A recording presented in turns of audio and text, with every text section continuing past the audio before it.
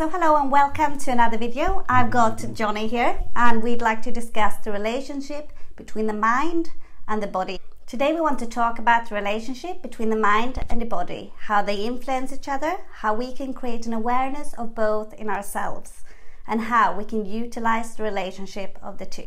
So I want to start off with having Johnny explain what we're going to explore today.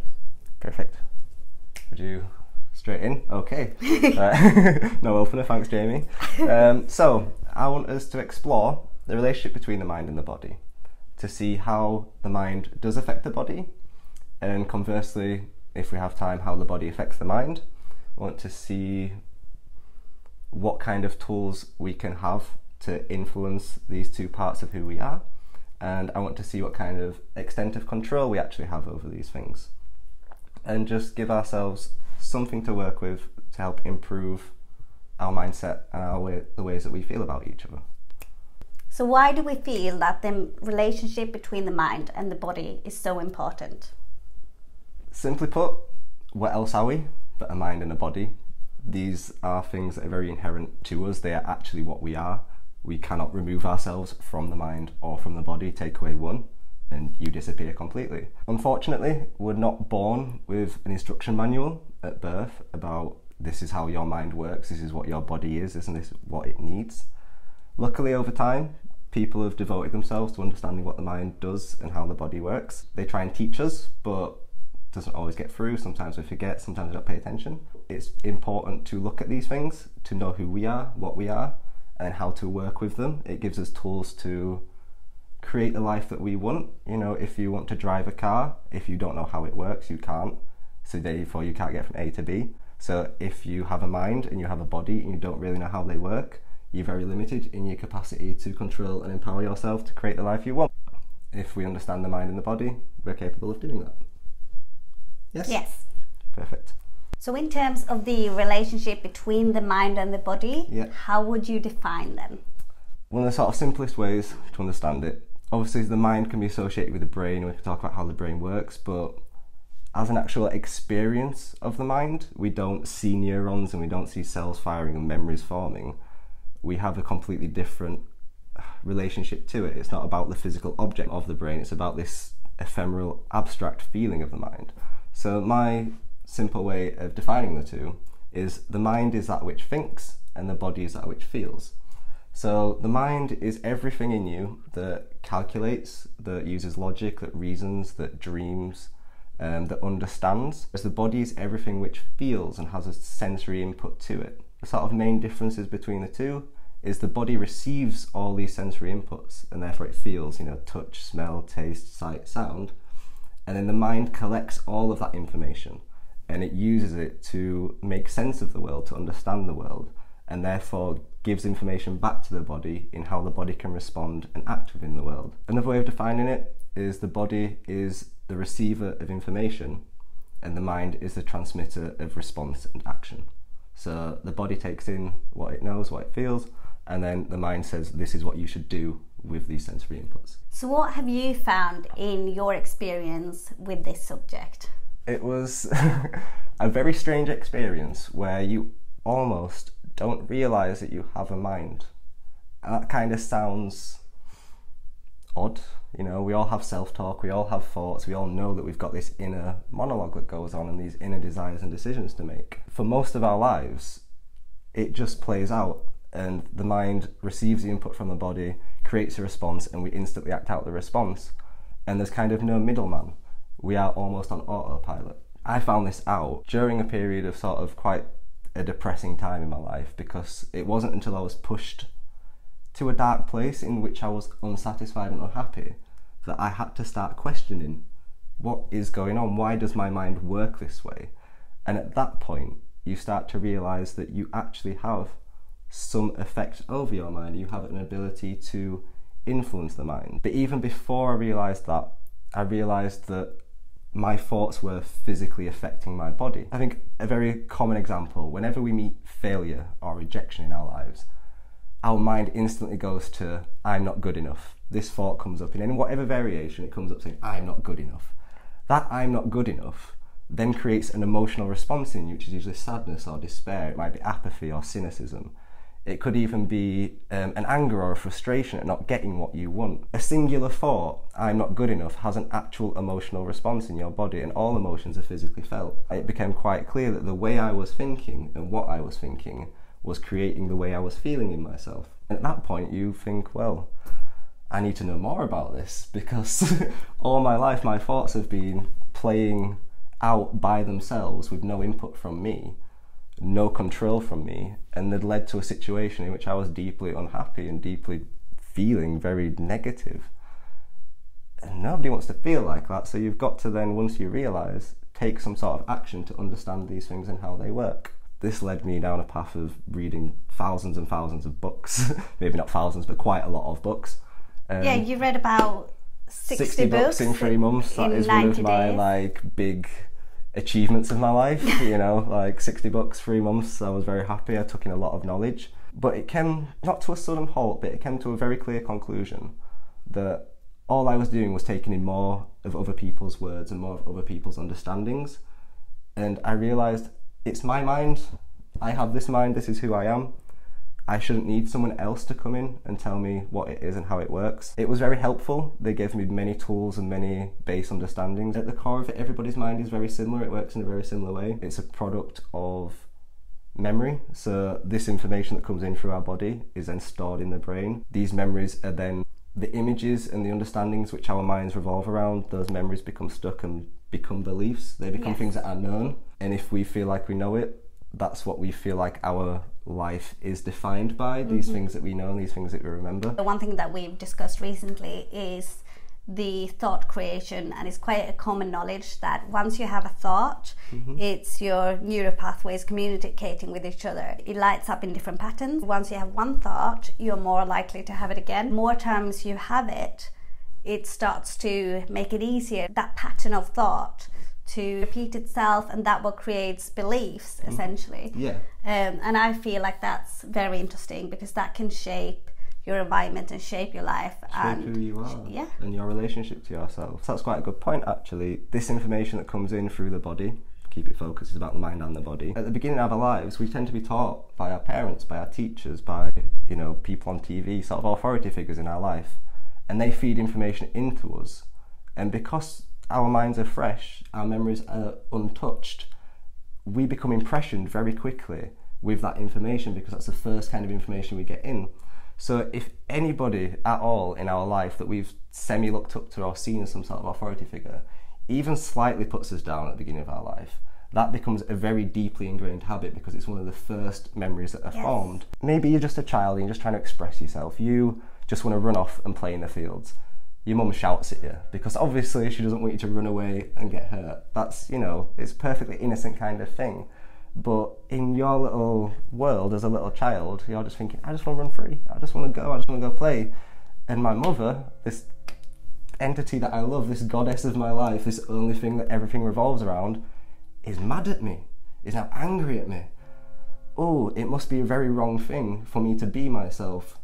As a child, you don't think in those terms, but that's the way it ends up feeling eventually. You are rejected and you are put down for just trying to express yourself, because you don't know what your mother's thinking. You don't know that she's scared that you might run off and get hurt, and then she won't be there to help you. So these become very deeply ingrained thoughts in us that then reflect on us throughout the rest of our lives. And as you say, once you make that first impression, that first memory, it becomes easier and easier to repeat it. Therefore, if you have felt like at the beginning of your life it's not okay to be the fullest, most wild, vibrant expression of yourself because other people around you have put you down for that, said you're too loud, you talk too much, maybe teachers in school said you're naughty because you're just having fun, you're a child, you don't actually want to be sat at a desk listening to some random person tell you words that mean nothing to you, you just want to go out and enjoy your life. You then start to have these memories that form and repeat and say, I'm not good enough as I am. I need to be better than what I am, or I need to be different to what I am. This creates the sort of central theme of self-doubt and self-loathing that can come up in a lot of people, in which they don't feel like they are worth having or wanting what they want, because of this initial first impression. So in relation to the connection between the mind and the body, once we know that there is that type of divide, how can we influence that connection moving forward? I'll go back to the example of kind of self-defeating thoughts and negative thoughts and having less kind of self-worth, because that's where it all started for me. And I feel like for a lot of people, especially in this day and age, a lot of mental health issues around, a lot of people suffer from anxiety, a lot of people suffer from depression. It's kind of a common theme for a lot of people at this time. Yes. So once you realise that you have this thought that is a self-defeating thought, a thought that says I'm not good enough, I'm not worthy, and once you're aware of that and you see that every time you have this thought, you have an emotional response to it which makes you feel down, makes you feel heavy, makes you feel worse than you already felt a second ago, we can start to see that it is possible to then inject a new thought into the process. To start with, most of our thoughts are what I would call unconscious, in that they happen automatically because they are based on this response process. The memories have been formed and they just fire on their own because the mind wants to do something. You know, it doesn't like boredom. I think everybody's noticed that. If we get bored, the entire human race just goes crazy. It hates sitting around doing nothing, and the mind is the same. It hates sitting around and not thinking. So all it can use is those things that it knows, which are the memories that have formed, which then create the thoughts and the beliefs that repeat and repeat. So if it's a self-defeating thought and it's creating this negative emotional state in us, it then becomes a product of what kind of thoughts create a positive emotional response in us. Yeah? Yes. Because we want to switch the flip. We know we don't want to feel down, we want to feel happy, we want to feel content, we want to feel peaceful in ourselves. So if a negative thought comes up, it's not about instantly rejecting and denying it, because the thought needs to complete itself. But once the thought completes itself and then the emotional response comes in, it is then possible at that point, this is where we have agency and awareness, this is what makes us a conscious being, the fact that we can take these unconscious responses of the mind, which then create an unconscious response of the body, and we can consciously act and influence upon it.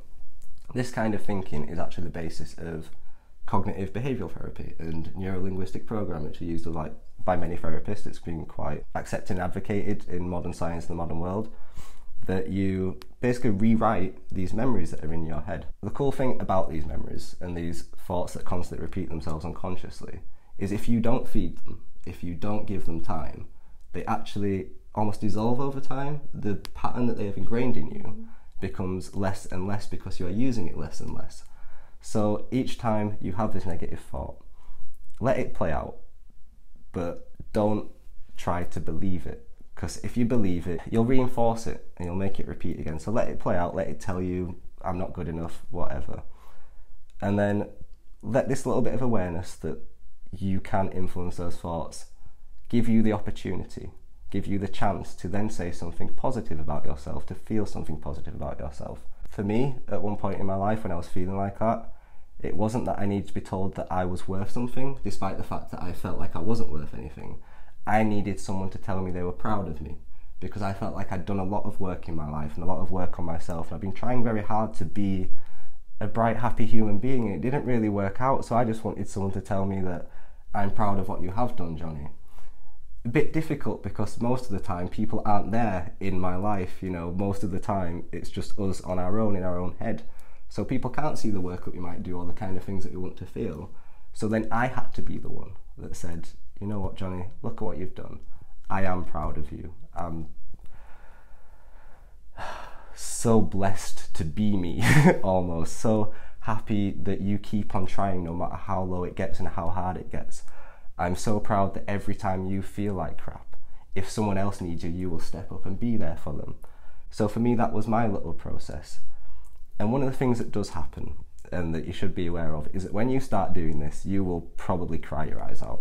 You will probably feel worse because your body is not used to it. It's afraid of those things it's not felt before, and the mind is terrified of the unknown. So if it's something that's new to it, it tries to reject it, because if the mind doesn't know what it is, it kind of puts it in the danger category. Yes. I don't know how to understand this, I don't know what it's going to do, what the outcome might be, so it instantly tries to reject it. As a result, every time you try to inject this new positive thought into yourself, the mind's instant response will be to come back with the old negative thought. So you'll start to feel like it's not working. You'll start to feel like nothing's really getting better. But it does. It just takes time, because we are rewriting very deeply ingrained habits, very deeply ingrained beliefs that have been building on us throughout the entirety of our lives. You know, I started rewriting at the age of 17, 18. I'm now 25, so that's what, 7 years on? And it's only just, not to put you off, but it's only just getting to a point where I feel so happy and so full of myself that anytime a self-defeating thought comes along, I don't have to rewrite anymore. I can just sit with a thought. It doesn't affect me in that way, because it's no longer a belief. It's just a thought. It's just a thing that is passing through my mind. And you've sort of trained or conditioned your brain into knowing that that's your response, that you will give it some positive reinforcement every now and then, so it won't put up that red flag. It's just stop here and shut it down. Yeah, so it's not that I then fight the thought. I don't then go attack the thought because it's suddenly negative and come back and it's unwanted. Because I've got rid of that belief, I can actually just sit with the thought, let it come in, and be like, this doesn't actually mean anything. This is one of the very strange things about thoughts, is that you get to a point where you realise most of them just aren't true. Most of them just aren't real. So the truth of the situation is that this person still likes you, they think you're great, but they just didn't have the time for you this morning and they couldn't express that to you. But you inside your own head will tell you that they don't like it, you must have said something weird, something wrong, people just must not want to interact with you, there must be something wrong with you. And that's just not true. The actual reality of the situation, it doesn't work like that, it doesn't actually exist like that. But your thought is telling you it is, and therefore you believe it, because your thoughts are all these things that you know and understand. So anything that comes through as a thought, it feels like it is real, it feels like it is an objective fact of reality, but it's not. It's a subjective impression of the way you perceive things. So once we've got to this point where we realise that we can affect our thoughts, which then can affect our emotions. Again, it's the relationship between the mind and the body. It seems that the mind almost comes first, that we have to affect the mind to then affect the body. Once we realise this, we are then in control. It's then up to us to be able to redirect and rewrite these thoughts and these ingrained beliefs. To do this, we have to have a thing that we call awareness. Naturally, we're all aware. If we weren't aware, we wouldn't be able to see, wouldn't be able to hear, wouldn't be able to think at all. But awareness is just a simple observation. If you've never thought about this before, simply watching this video, it will now be inside of your mind, and it might pop up every now and then. It might take a bit of time, it might be once a week, once a day, once a month. And it will spark that first thought that again will make it happen again. Yeah. And it will turn into a belief. Exactly. It'll get the ball rolling and it'll take you somewhere. Understanding the difference between an unconscious thought and a conscious thought. So as I said, most of our thoughts are automatic. This is what I call an unconscious thought. And unconscious thoughts are reactions. A very good example. You put your hand on a hot pan. Okay, you get the inherent stimuli of heat on your hand, it goes to your brain says danger, and instantly the hand reacts, it moves away. We kind of do this in more subtle ways in social situations. Let's suppose we've gone in for a job interview, you want to impress. You suddenly bring a formal self to the table. You bring someone that's not really you because you're trying to put across a certain persona. Your body takes in this information that it is in a certain situation which is of a formal kind and it wants to impress and make itself look good. So the mind's instant response is, well, I'll talk a little bit differently, I'll talk a bit slower, I'll try and put that side across that seems formal and seems what they might want out of me. Sometimes we can panic and get anxious because the mind might then go, oh, I'm not ready for this, I know what I should be doing but I don't feel like I can, and then we get anxious, nervous, and we don't even bring our real self or a formal self, we bring a bit of a mess to the table. I'm very much like that. That is my average mornings. I love getting up early and I cannot sleep past 7:30 in the morning. Yeah. But the issue is I have to have my own morning, and if somebody else comes in, I turn up the hell button. I'm very reactive. Yeah. That's just what it is. I react to everything. You wake up, you're vulnerable, your mind's not fully switched on, your awareness isn't there, everything's just autopilot. These unconscious thoughts become reactions, they become instant, automatic. They do what they want and what they feel is the best thing, or what they've been taught beforehand is the best possible response to any situation. What we want to do is we want to inject conscious thoughts, and conscious thoughts are what we call responses. So an unconscious thought reacts, it just happens on its own. A conscious thought is an actual response, and this is where you can take control, when you respond to things instead of reacting to them. And you do this by this injection of awareness, which, as we've said, will come up once you're aware that this is a possibility. It will spark that little reminder every now and then, in which you can then add in a positive thought and a positive mindset to whatever negative self-defeating habit comes into your mind. I mean, you can even build on top of positive thoughts. That's not impossible. That's something that you want to start doing once you get past the negative stage, but it's possible to those things that you do like about yourself. Despite the fact that there's a bunch of negativity, those things that you do like about yourself, you can add to them and make them more of the forefront of who you are. And that gives your mind something to revolve around, which is less of the negative things. You make that bigger, then the negative things have less weight, and this becomes more a definition of who you are than those other things that have been controlling you beforehand. And there'll be times when you might get into this and you might be every single day starting your day with a positive mindset, influencing yourself with positive thoughts. And there'll be some days where you just can't do it and you just don't feel that way inclined. You feel negative and you don't feel good about yourself. The mind and the body in the way that they work. So the mind is that which thinks and they are your thoughts. The body is that which feels and they are your emotions, essentially, especially from a conscious perspective. If you want to challenge your thoughts and change your thoughts, you need to challenge them. If you want to change your thoughts, you need to challenge them, you need to question them. And that's why we add in a new thought that is different, that is completely contrary to the old one, because that challenges that old thought and therefore it rewrites it and it changes. Emotions are a little bit different. So this bodily response that we get from these emotions, from the thoughts that becomes emotions, you don't challenge your emotions, you feel them. This is quite a difficult thing, and this is why it's okay on those days when you just can't manage to be positive. It's okay because on those days you're not dealing with your thoughts.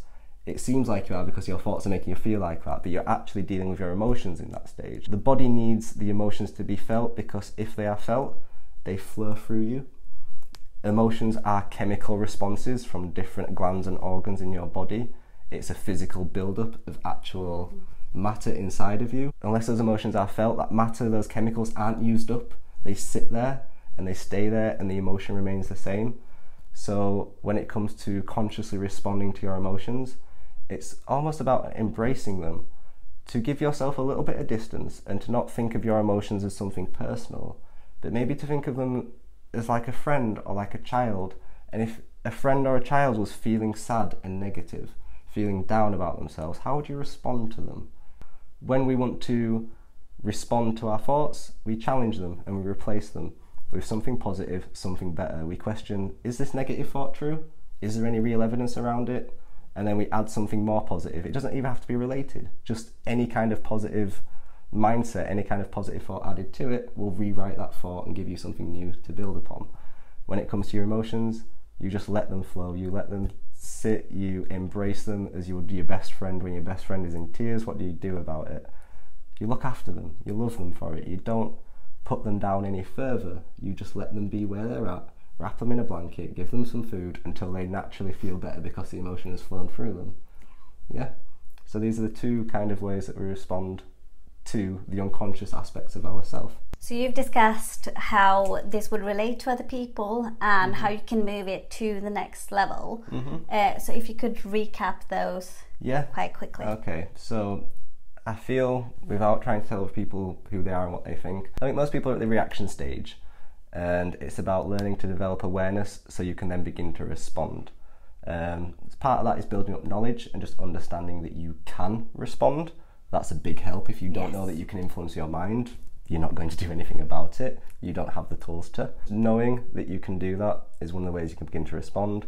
And that's beginning to create the awareness. And that begins to create the awareness. When we're responding to our thoughts, we challenge them, we replace them. When we're responding to our emotions, we just simply allow them to be felt and to be embraced so they can move on and flow out of us. And that creates space for new, more positive emotions from these new positive thoughts and mindsets to then fill us up and make us feel good. So if we're wanting to move to the next level, we have some tools that we can use to develop awareness outside of this process, outside of trying to rewrite ourselves. Meditation is a big one. Not everyone's into meditation, but it's a very big kind of thing at the moment. Meditation, yoga, all that spiritual practices. For me, as a practitioner, meditation is very much about looking at the world with no conclusion.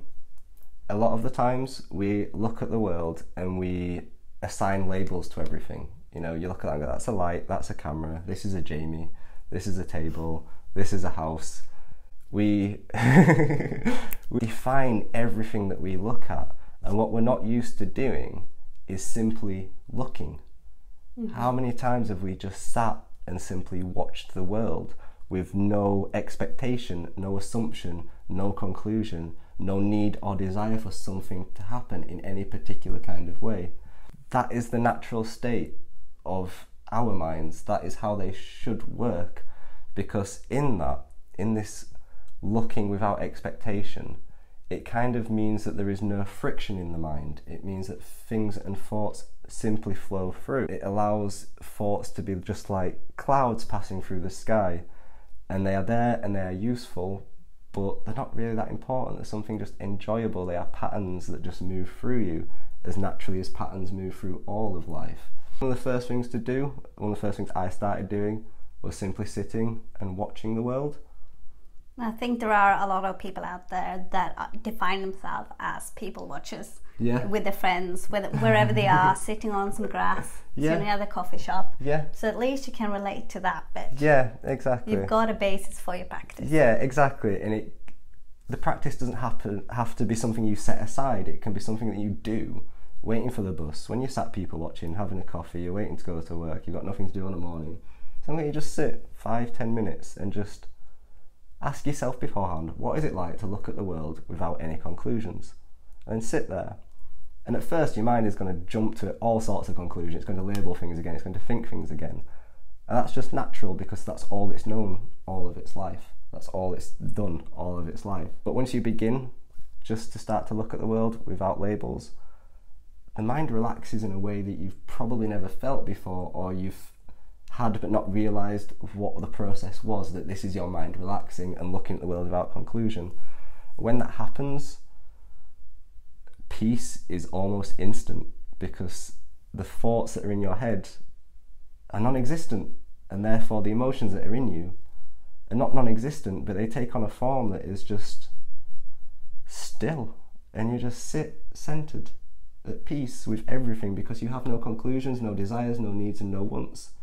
Not in a bad way, and it's not like you can't reformulate those things once you want to get up and go make a cup of tea or go to work. But for those 5 minutes, nothing matters, in a very beautiful kind of way, not in a cynical, there's no point to anything, but nothing needs to be done. There's no place to rush to, nowhere to go, nothing to do. There's just a letting go and a sitting and accepting. So that's one of the first practices that I would recommend, to just sit and look at the world without any conclusion, without any expectation. Another one that I would use is contrary to mindfulness almost, because mindfulness, if misunderstood, you begin to try and make your mind focused on things. You are trying to calm the mind and quiet the mind by using the mind.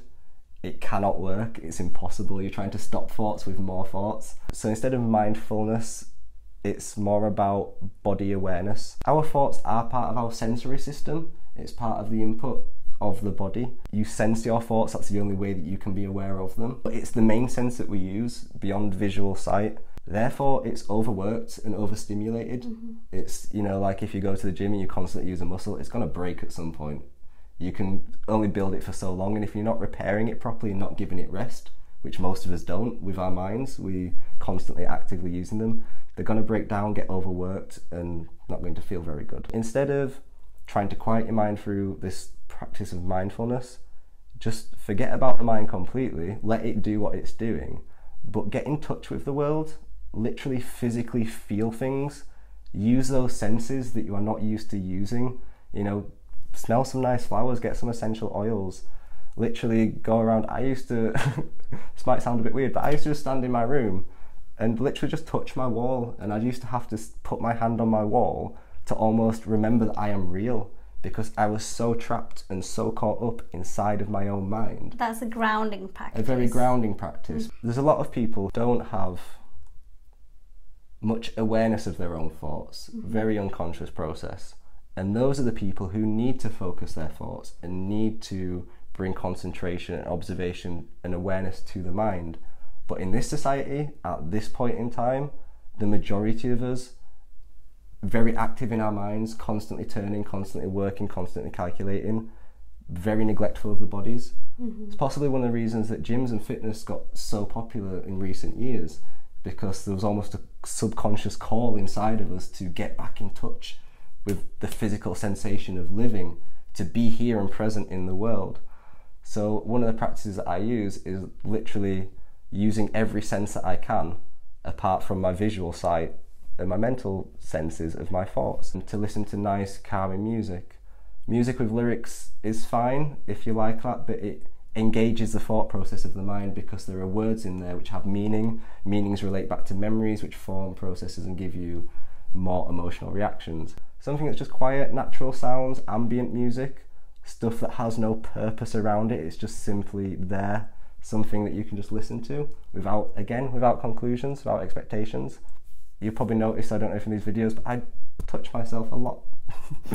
As strangely as that sounds, I touch myself a lot because it helps me just feel like I'm here again, feel like I'm grounded and I'm present in reality. I'm not much of a person for smells and taste, but one of my friends is, and she swears by just sitting and smelling a vanilla scented candle, or a bit of, it's called patchouli or something, or yes, patchouli, yeah.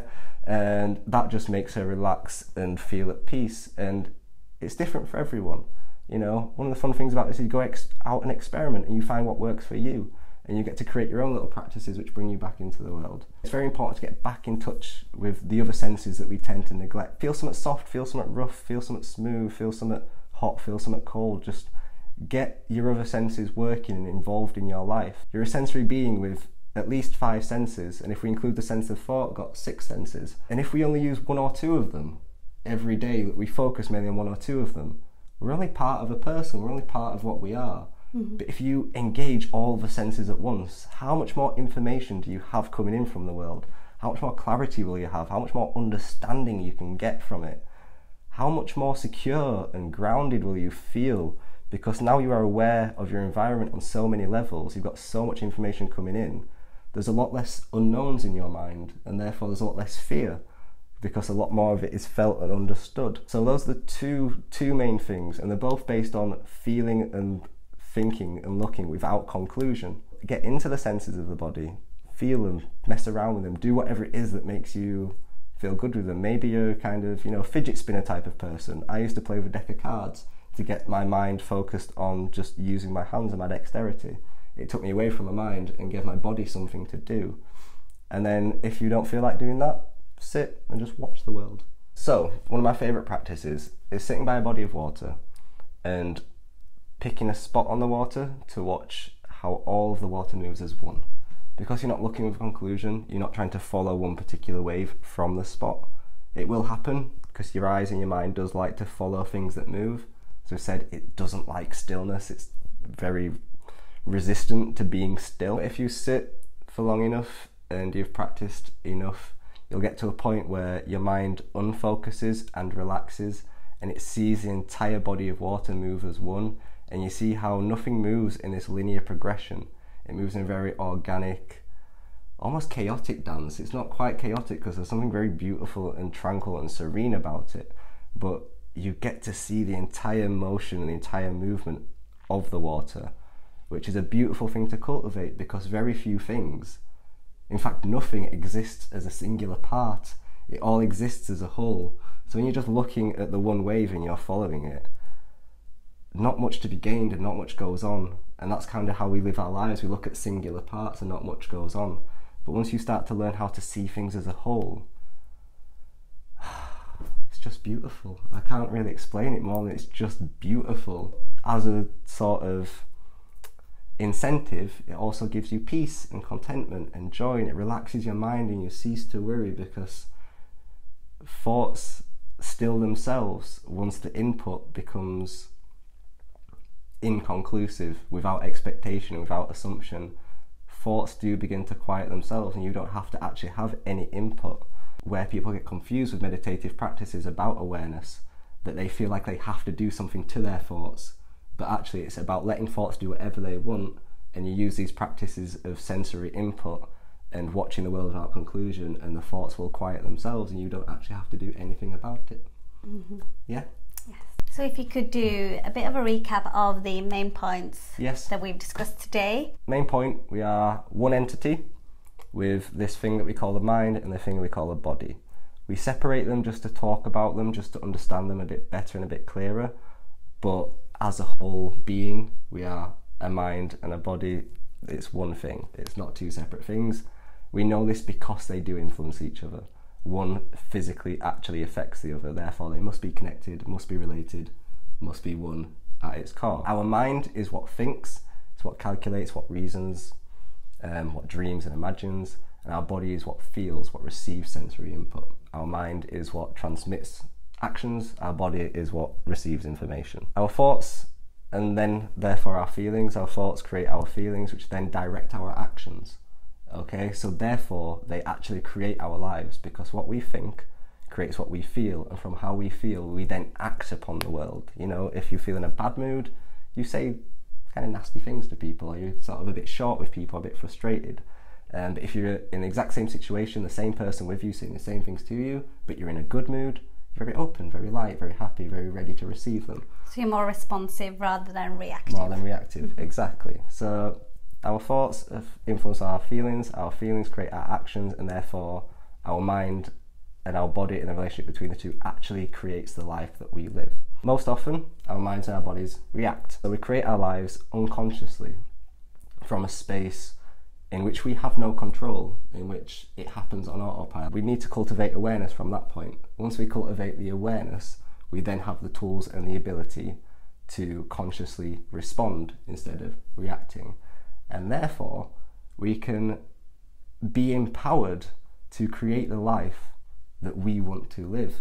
So instead of receiving all these impressions throughout all of our life and simply running on autopilot to the end of our life, in which who and what we are is actually defined by our environment and the people we have met, it becomes about us and what we want, and our life is then defined by what is important to us, and that creates a beautiful sense of freedom to be who and what you want to be. If you want to respond to thoughts, we do it by challenging them, we do it by questioning them and then replacing them with something better. If we want to respond to our feelings, we do it by embracing them, letting them feel how they feel. Again, like it's a child, like it's your best friend, someone that you love, you'll look after them, you don't put them down. It's very difficult when it's you who feels that way to then bring this positive, loving self to it. But it is possible, it's completely within your power, and it comes from the awareness, because the awareness almost stands outside of your thoughts and your emotions. It's a third agency that can influence and direct these things. And once you've developed that and you understood you have this faculty, it's very possible that when you feel in a very, very down state, you can sit there and just tell yourself, I love you, I'm happy about who you are, I'm proud of what you have done. At the beginning stages, it might not seem possible, but it is once you develop enough awareness and you've practiced it enough. It actually becomes almost second nature that every time you feel down, your first immediate response, because you've rewritten these thoughts so often, that your first response to anything negative in you is to love yourself and embrace yourself and be who you are. Once we understand all these things, we become empowered to create our own lives. And what can be more important than putting ourselves at the forefront of this existence in which every single waking conscious moment we are the centre of our universe. So therefore it becomes so freeing to realise that we have the tools and the power to create what we want and to do what we want and do what makes us happy. And that in turn has such a positive effect on the people that you're around. You don't even have to think that far ahead, it just has such a positive effect on how you feel about yourself. What could be more worthwhile? Exactly. Yes. So yes, you don't have to think that far ahead. But if you do want to think that far ahead, this is the first video in a series of videos. We will aim for about 3. This was an introduction, the relationship between the mind and the body, and consciously make those connections to serve yourself. Future videos, on the other hand, will go more into depth about how to work that relationship. Give you more tools. We'll break down the mind and the body into even smaller parts, and we can see what their relationship is on an even deeper level, and how you can use different parts of the body to create different effects and energy inside of your mind. You can do things to make yourself feel more passionate, more empowered, more creative, more loving.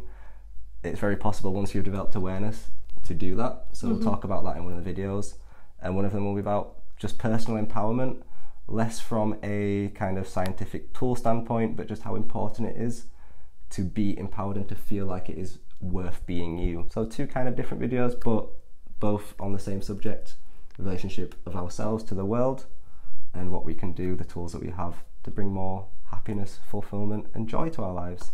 So we are very excited to bring these tools to you.